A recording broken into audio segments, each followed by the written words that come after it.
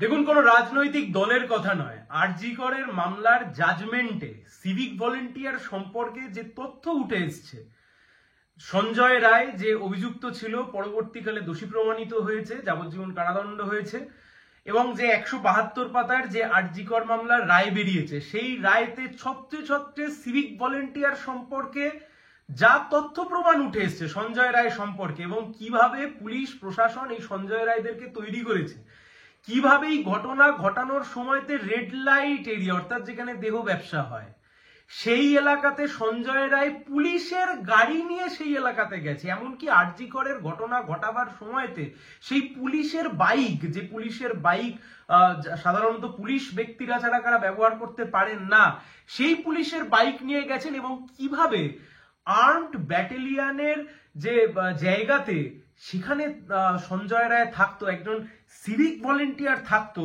Armed Kolkata পুলিশের যে barrack সেই ব্যারাকে থাকতো, সব কটা তথ্য দেখলে কার্যত চক্ষু চড়ক গাছ হয়ে উঠবে।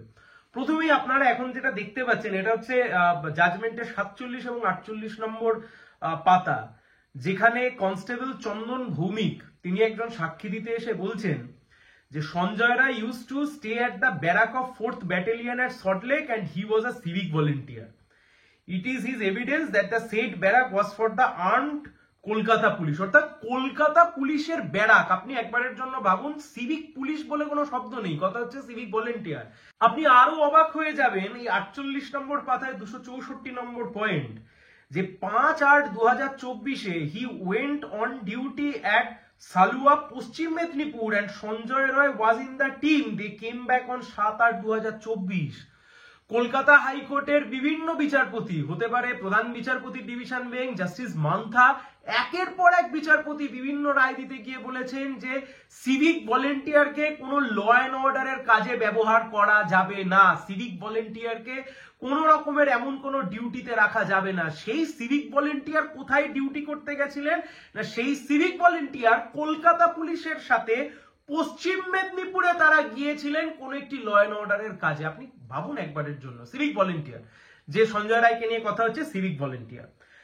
এর পরবর্তীতে যা যা উঠে আসছে এই জাজমেন্টের 89 এবং 90 নম্বর পাতা, 6 নম্বর প্রশ্ন এবং পরবর্তীকালে যা যা, from the evidence it appears that you are attached to 4th Battalion, SI Anup Dutta look after the patients of the deponents of the welfare to say it is true। অর্থাৎ কে না, এএসআই অনুপ দত্ত তিনি নাকি এই সিভিক ভলেন্টিয়ারকে দায়িত্ব দিয়েছিলেন পুলিশের পরিবারের দেখভাল করবার জন্য, যারা যদি কেউ হসপিটালে ভর্তি হয়। সবচেয়ে মজার বিষয় দেখুন যে পুলিশের বাইক, কলকাতা পুলিশের বাইক, সেই কলকাতা পুলিশের বাইক ব্যবহার করতো কে না, সেই কলকাতা পুলিশের বাইক ব্যবহার করতো এই সঞ্জয় রায়।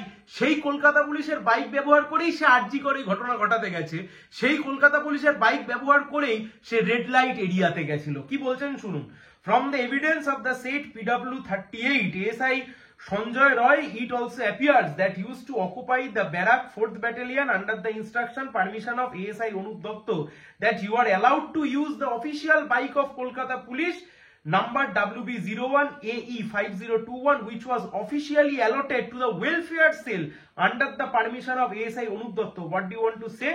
সেখানে সে স্বীকার করছে যে হ্যাঁ, কলকাতা পুলিশের এই বাইক এএসআই অনুপ দত্ত আমাকে দিয়েছিল, আমি এই বাইক ব্যবহার করতাম, এবং এই বাইকে চেপেই সে রেড লাইট এরিয়াতে গেছিল, এই বাইকে চেপেই রেড লাইট এরিয়ায় গিয়ে সে মদ্যপান করেছিল, এই বাইকে চেপেই যেখানে দেহ ব্যবসা হয় সেখানে গিয়ে মদ্যপান করে, এই বাইকে চেপেই সে আবার আরজি কর কলেজে ফিরে আসে।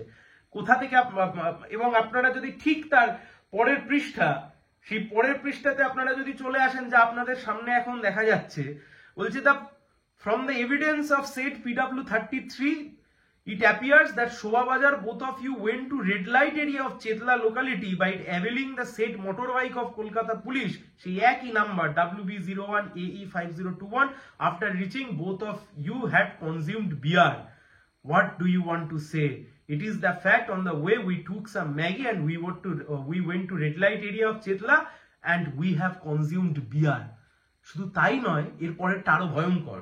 এর পরেরটা বলছি, it appears that they went to the room of one prostitute, অর্থাৎ সঞ্জয় রায় এবং আরেকজন ব্যক্তি ওই যে পুলিশের গাড়িতে করে দেহ ব্যবসা যেখানে হয় সেখানে গেছিল, সেখানে যারা দেহ ব্যবসা করেন, একজন প্রস্টিটিউট, সেই প্রস্টিটিউটের ঘরে তিনি ঢুকেছিলেন, সঞ্জয় রায় বাইরে অপেক্ষা করছিলেন। তারপর সেই ব্যক্তি সঞ্জয় রায় সেই পুলিশের গাড়িতে করে চেপে আরজি করে ফিরে আসেন, এবং আরজি করে তারপর যা ঘটনা ঘটে তা আমাদের কম বেশি সবার জানা, তা আমরা কম বেশি সবাই গোটা বাংলার লোক এখন আমরা জেনে গেছি। এবার একবারের জন্য ভাবুন তো, সিভিক ভলেন্টিয়ার, সিভিক পুলিশ বলে কিছু হয় না, সিভিক ভলেন্টিয়ার। মমতা ব্যানার্জির মাথা থেকে, ব্রেন থেকে নতুন করে বেরিয়েছে সিভিক ভলেন্টিয়ার।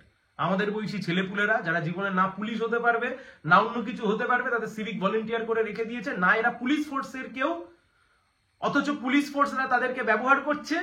দিনের পর দিন তৃণমূল তাদেরকে বিভিন্ন কুকীর্তির জন্য ব্যবহার করছে। দিনের শেষে এখানে আপনারা দেখতে পাচ্ছেন যে কলকাতা পুলিশের বাইক, কলকাতা পুলিশের ব্যারাক, সেখানে পর্যন্ত সিভিক ভলেন্টিয়ার ঢুকে গিয়ে বসে আছে। কি উত্তর দেবেন রাজ্যের মাননীয় মুখ্যমন্ত্রী? কি উত্তর দেবেন রাজ্যের পুলিশ মন্ত্রী? কি উত্তর দেবেন ডিজি? কি উত্তর দেবেন রাজ্যের পুলিশের কর্তা ব্যক্তিরা? কেউ কোনো উত্তর দিতে পারবেন না। এবং সবচাইতে অদ্ভুত বিষয়, যেখানে জাজমেন্টটা যেখানে লেখা হচ্ছে, সেখানে লিখছেন, বিচারক লিখছেন, it also appears from the evidence that the accused was pampered by the ASI Anup Datta and he gave him a unbridled power, and the accused availed the benefit of the same and started a life which does not go with the lifestyle of any member of disciplined force. একটা discipline force, পুলিশটা একটা discipline force, পুলিশটাকে একটা ছেলেখেলার জায়গায় পরিণত করেছে civic ভলেন্টিয়ারকে পুলিশের সাথে জুটিয়ে দিয়ে। Civic volunteer সে police নয়, কিন্তু সিভিক ভলেন্টিয়ার আর পুলিশ এখন সমগোত্রীয় হয়ে গেছে।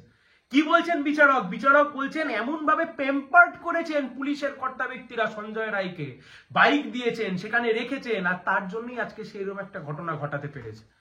এটা আলাদা বিষয় যে আমরাও সবার মতো বিশ্বাস করি একা সঞ্জয়ের পক্ষে এই কাজ ঘটানো জীবনে কোনোদিন সম্ভব নয়। এবারে একটা ছোট্ট, মানে এত বড় জাজমেন্ট, 172 পাতার জাজমেন্ট, এই একটা মাত্র ভিডিওতে 172 পাতার জাজমেন্টকে আপনাদের সামনে পড়ে শোনানো বা বুঝিয়ে বলা আমাদের পক্ষে সম্ভব না। শুধু একটা অ্যাসপেক্ট, 172 পাতার জাজমেন্টের একটা অ্যাসপেক্ট, শুধু সিভিক ভলেন্টিয়ার। যে সঞ্জয় রায়কে নিয়ে আলোচনা হচ্ছে সেই সঞ্জয় রায় সিভিক ভলেন্টিয়ার। সেই সিভিক ভলেন্টিয়ারকে কিভাবে প্যাম্পার্ড করেছে, এবং সেই সিভিক ভলেন্টিয়ার কলকাতা পুলিশের গাড়ি নিয়ে কি কি কাণ্ড ঘটিয়েছে, এমনকি প্লেস অফ অকারেন্সে যাওয়ার সময়তে, ঘটনা ঘটানোর সময়তেও এই গাড়ি নিয়েই সে গেছে, এই গাড়ি নিয়ে সে ঘটনা ঘটিয়ে সেখান থেকে বেরিয়েছে। একবারের জন্য ভাবুন কোথায় দাঁড়িয়ে আছি আমরা, একবারের জন্য ভাবুন। আমি টালা থানার ওসি, টালা থানার আইও যা ঘটনা ঘটিয়েছে, সে পরের ভিডিওতে আমি নিশ্চয়ই আপনাদেরকে বলবো, কোন একটি ভিডিও করে, যে ওই আনন্যাচারাল ডেথ, ইউডি কেস, ফাঁকা ব্ল্যাঙ্ক রেখে দিয়ে কি কাণ্ড ঘটিয়েছে, কোন মুখে রাজ্যের সরকার কথা বলছে, কোন মুখে এখনো মমতা বন্দ্যোপাধ্যায় কথা বলছেন, কোন মুখে এখনো মুখ্যমন্ত্রী কথা বলছেন, আমাদের জানা বোঝার মধ্যে নেই। কারণ এই জাজমেন্ট সবার পড়া উচিত।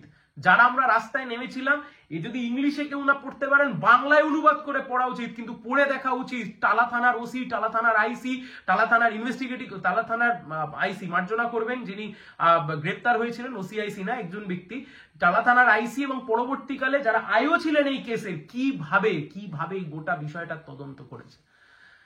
দিনের শেষে একবারের জন্য ভাবুন, পুলিশ, যে পুলিশের ওপর আমরা ভরসা করি, যে পুলিশের ওপর আমরা বিশ্বাস করি, সেই পুলিশ আজকে সিভিক ভলেন্টিয়ার, পুলিশ ফোর্স সবকিছু মিলেমিশে এমন অবস্থায় গিয়ে দাঁড়িয়েছে, যার জন্য বিচারক আজকে এমন কথা লিখছেন, এবং গোটা দেশের মানুষের সামনে, বিশ্বের মানুষের সামনে এই জাজমেন্ট আসছে, যে জাজমেন্ট থেকে দেখা যাচ্ছে যে পুলিশের সবকিছু ব্যবহার করে সঞ্জয় রায়, সিভিক ভলেন্টিয়ার, এই কাজ ঘটাচ্ছেন।